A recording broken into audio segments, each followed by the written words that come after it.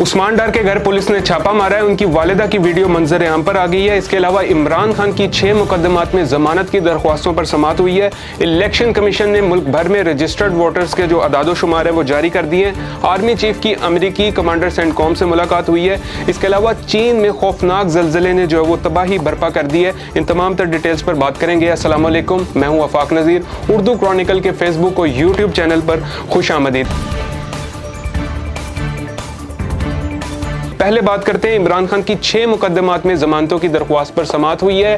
اسلام آباد district court میں additional district and session جج طاہر عباس سپرا نے اس درخواستوں پر سماعت کی ہے۔ عمران خان کے وکیل بیرسٹر سلمان صفدر مصروفیت کے باعث جو ہے وہ عدالت میں پیش نہیں ہو سکے، جبکہ ان کی جانب سے ان کے معاون وکیل سردار مصروف خان عدالت میں پیش ہوئے۔ بانی پی ٹی آئی کے خلاف مقدمات کا ریکارڈ عدالت میں جو ہے وہ جمع کروا دیا گیا ہے۔ عدالت نے پولیس سے مقدمات کا ریکارڈ جو ہے وہ طلب کر رکھا تھا۔ بعد ازاں عدالت نے جو سماعت ہے اس کو 2 جنوری تک ملتوی کر دیا ہے۔ اس کے علاوہ بات کرتے ہیں عثمان ڈار کے گھر پولیس نے چھاپا مارا ہے۔ والدہ سے مبینہ بدتمیزی کی جو ویڈیو ہے وہ منظر عام پر آ گئی ہے۔ ان کی والدہ نے ویڈیو بیان جو ریکارڈ کروایا تھا وہ سامنے آ چکا ہے۔ عمر ڈار کا اس میں کہنا ہے کہ آج پھر ان کی بوڑھی والدہ کے ساتھ بدتمیزی کی جو ہے وہ انتہا کر دی گئی۔ والدہ عثمان ڈار کا کہنا تھا کہ خواجہ آصف کی اماں پر جو ہے وہ ان کے گھر چھاپا مارا گیا، ان کے ساتھ بدسلوکی کی انتہا کی گئی، ان کا گریبان پھاڑ کر انہیں زد و کوب کیا گیا، گھر میں موجود خواتین کے کپڑے پھاڑے گئے۔ یہ سب کچھ خواجہ آصف کی اماں پر ہوا اور انہیں الیکشن سے روکنے کے لیے یہ سب کیا جا رہا ہے، لیکن وہ ہر صورت الیکشن لڑیں گی، یہ ان کے دل کا فیصلہ ہے۔ چیف جسٹس سے انصاف مانگتے ہوئے ان کا کہنا تھا کہ ان کا گھر جو ہے وہ بلڈوز بھی کر دیا جائے، پھر بھی وہ جو ہے وہ خواجہ آصف کا الیکشنز میں مطالبہ کریں گی۔ اگر انہیں ہتھ کھڑیاں بھی لگ جاتی ہیں، جیل بھی بھیج دیا جاتا ہے، تو وہ ہر صورت الیکشن لڑیں گی۔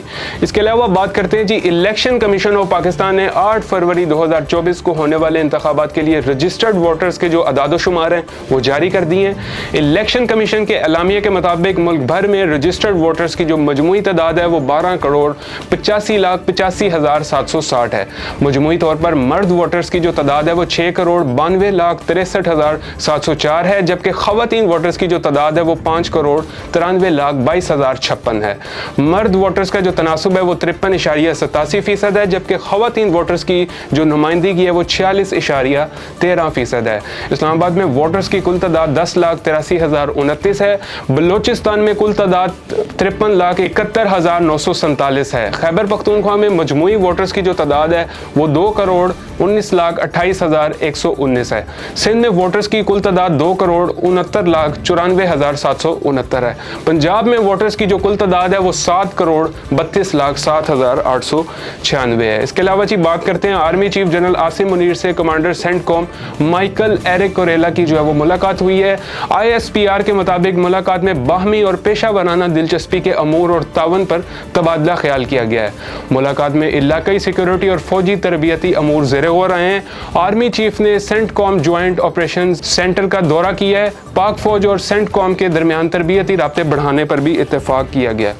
اس کے علاوہ بات کرتے ہیں چین میں خوفناک زلزلے نے جو ہے وہ تباہی برپا کر دی ہے۔ وہاں پہ چین کے 2 شمال مغربی صوبوں میں تباہ کن زلزلے سے کم 111 افراد ہلاک ہو چکے ہیں اور 230 سے زائد افراد زخمی ہیں۔ رات گئے آئے زلزلے کی شدت 6.2 ریکارڈ کی گئی ہے۔ حکام کے مطابق 2 صوبوں قنہائی اور گانسو میں جو ہے وہ یہ زلزلہ آیا ہے اور زلزلے کی گہرائی 35 کلومیٹر اور اس کا مرکز جو ہے وہ گانسو کے صوبائی دارالحکومت شہر لانزو سے 102 کلومیٹر جنوبی مغرب میں تھا۔